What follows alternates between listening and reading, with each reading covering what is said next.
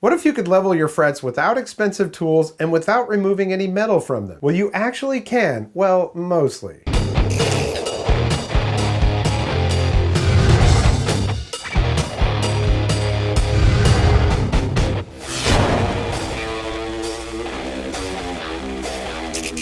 Welcome back, I'm Tony, and last week I did a video with the Fesley guitar where I taped the whole neck up. I used the fret kisser, I used a fret crowner.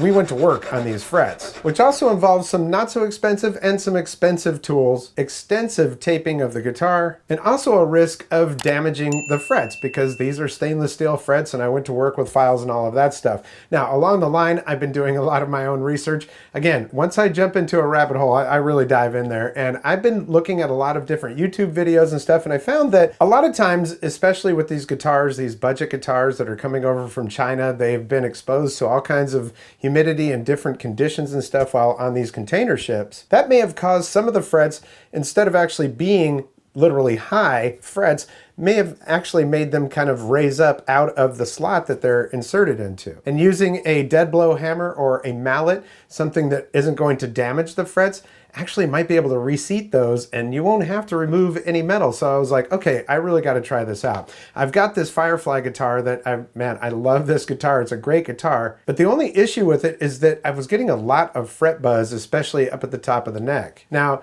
another thing that I found in my research is that fret buzz, and actually this Gibson Explorer right here is an 82. This is my one. I originally bought that in 1982 in San Diego. That guitar has probably the best action of all the guitars that I have, and it's also the messiest looking guitar right now. I need to really clean that thing up. But it has fret buzz if you're playing it without an amp. As long as it's not deadening your strings, I guess if fret buzz really bothers you, you can raise the action or whatever. But as long as it's not deadening the guitar and you want your action as low as possible, you're probably going to get a little bit of fret buzz. It's not that big of a deal. But on this particular Firefly guitar, it's a Wolfgang tribute, Eddie Van Halen tribute type guitar. The fret buzz was bad enough that it was deadening the A and the low E string when, just using them, even open, it was buzzing. So I was like, all right, I got to get to work on this thing. So I thought, well, on this one, Firefly, one thing that they're really good about is their frets are fantastic, man. The fretwork on these necks is amazing.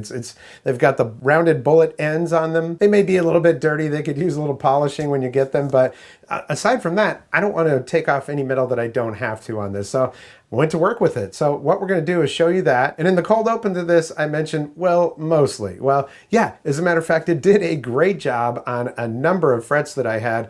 There was just one or two frets that were just a little bit high in a couple sections. We'll show you what I did to solve that. So yeah, I just go down the neck with this fret rocker. Those ones are fine. These ones are fine. Then you get to this one. That little click right there is what tells me that I need to look at those frets. So what I've done is I've already gone through and made a list of all the frets that I need to address. Now, of course, what I've done is remove these locking nuts up here, and then I've loosened the strings, haven't removed them. I've just pulled them both to the sides and tape them down throughout the neck so that they'll stay in place. I am using the trem block. I got that from FU Tone, and this is a really nice fret rocker from Music Nomad. It serves a bunch of different purposes. You got your action measurement, and there's pickup height measurement and all that stuff included all on one little thing. So I live in the Outer Banks of North Carolina where resources are somewhat limited. We do have a Lowe's and a Home Depot. I did go out and find this, basically a dead blow hammer. We've got rubber on this side and plastic on this side. So we're going to see if we can't do what we need to do with just the rubber end of it. It's a 12-ounce mallet. And we'll go to the first fret that we need to work on. 1, 2, 3, 4.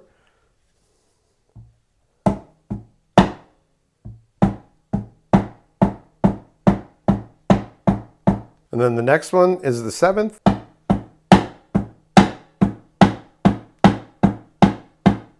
That was pretty much all the way across on these. The 9th fret, I'm going to move this block down a little bit. And these are actually pretty polished. They're a little bit dirty. I'm probably hit these with one of those fret erasers before I put the strings back up. The 11th fret was another one I identified.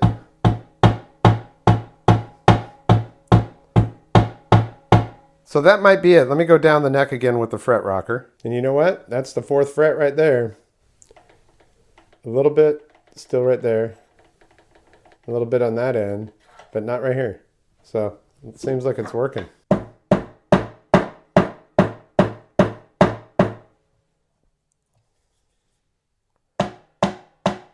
So let's check it.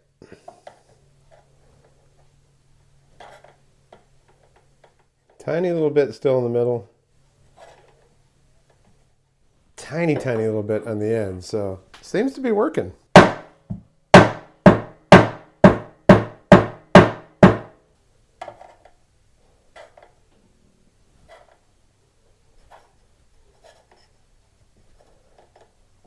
A little bit on the very end over here.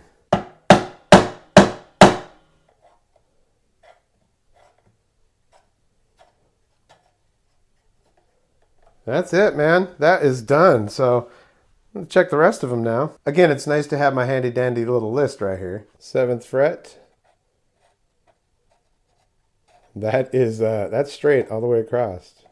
I'm just going to check each one of these frets, and then I'll go back if I have to do any other ones. And using that rubber end there should make sure that we don't damage the fret in any way. Yeah, this might not work on every fret, but you know, these frets are just so nice, I don't want to mess with them at all. So yeah, you get the point. I'm going to do that for the rest of these. If there's one of these that is not fixable this way, well, then we can address that. All right, gone all the way down the neck, and I think we're looking pretty good. Checking to see if it bangs into that fret right there. If you get a click, then that means this is a little bit too high. It's higher than the others. That's really the only way to check that one. Number 4, that was one of the ones that had a problem before. Looking good. You know, if you've got really nice frets, it's probably preferable to do it this way because, you know, no reason to be taking metal off of your frets if you don't need to. Excellent. So all of my frets are level now. The neck is straight because I already straightened that. What's nice about this particular guitar is you can adjust your truss rod from right there. You just stick a Allen wrench in there or the little pole piece that they sent with the guitar and twist it there. So you don't have to remove any kind of truss rod covers or anything like that. So that is, that's extra cool. All right, so that mostly worked. There's still 1 or 2 frets on here that are a little bit problematic, and the 4th fret, which is the first one that I had on here on my list of frets to work on, that one, it still is a little bit unlevel right in the center of it. So let's just check that out right here. Right in the center there, we got some clicking over here in the end, nothing, and then down here, nothing. But once we get to right here, right about there, right about at the dot. That's about where we're getting at, the inlay. We've got just a little spot in the center of that. So what I'm gonna do is I'm gonna mark this fret. So nothing right here, nothing right there, a little tiny bit right there. And I'm leaving the strings on here this time because I'm gonna try something that I saw on the StewMac website with their fret kisser. Goes to about right there. So it's really just a little piece, as you can see right there. So on the StewMac website, when they're demoing this fret kisser, they showed that you can actually level a fret if it's, you know, we're only taking a fraction off of this. You know, these frets are just so beautiful. I don't want to mess them up. And, you know, really, it just seems like after doing the hammering, there's just a tiny little high spot right there. So I'm going to go ahead and try this as they did.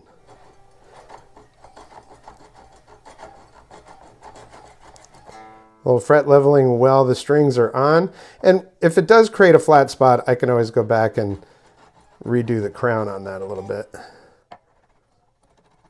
And what's good is that it's kind of leveling it as it is because you've got these 2 flat sides that are riding on the frets on either side of it. And you can see that I've taken off the black on there. So let's just see. Oh. And I'm plucking that real hard. Still a little bit of fret buzz, but again, fret buzz on an electric guitar with low action like that, that is almost to be expected. See that right there is just riding on top. Nothing there, nothing there. Still a little bit of grindage there. And there we go, now that's smooth. That's smooth.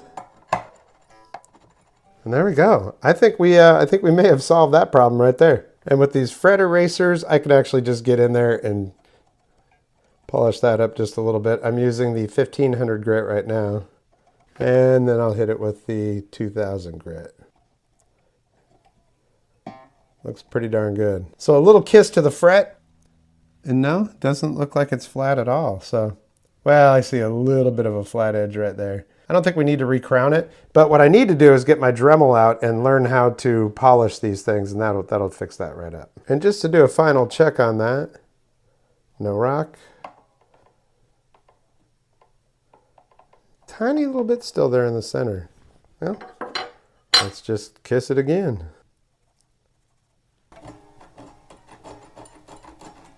And I can kind of tell because I can hear the actual sanding going on. And then it gets nice and slidey on top.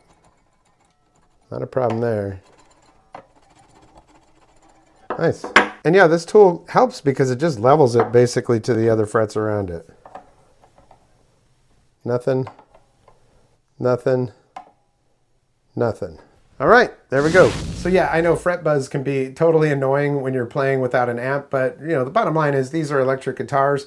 As long as it's not deadening the string, if you want that action to be low, you might have to just deal with a little bit of fret buzz. That mallet that I used is perfect for the situation. It doesn't damage the frets, even the plastic side of it. I did use that on a couple of them that I felt were being a little bit stubborn when I was rocking them. 16 bucks at Lowe's. Not, you know, that's an inexpensive tool. Of course, the fret kisser, that's $100. That's actually down. I understand this thing used to be like $150, $200 from Stu Mac, but look, that thing is a great little tool, especially if you're just like, look, I just got this one little section on a fret and I just want to kiss that fret a little bit. It works great for that. Yeah, I may go back and clean up the crown on that, but really what I need to do is get the Dremel out and the polishing tool. That probably will take care of any of the flat spot that's on there, but it's not really even a flat spot. It's just barely kissed off of there.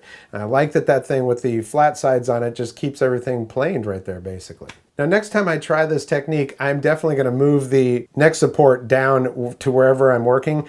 Yeah, again, this is my first time doing that, so I was like, I don't know. Yeah, looking back at it, I'm thinking, yeah, you probably want to make sure that neck rest is directly under where you're hitting it with the hammer. I don't want to put any more stress on the neck or the neck joint to the body or anything like that, but hey, you live and you learn, right? Luckily, I didn't do any damage to the neck. Now, I still have a little bit of fret buzz on that, but you know what? That action is really low. And because it is a Floyd Rose style tremolo, really the only thing I can do to that now, because the neck relief is set properly, the frets are all level, the only thing I really could do is shim up the saddles on the Floyd Rose. And yeah, you can buy shims, and I probably will do that from FU Tone or something like that. So there you go, an economical way to deal with a lot of your unlevel fret problems without having to remove any metal, because, well, bottom line is the less metal you remove, the better, right? Now, this particular Firefly, while it has a Floyd Rose style tremolo, does not have the string retainer up on the headstock, and I was like, well, it seems like you really kind of need that,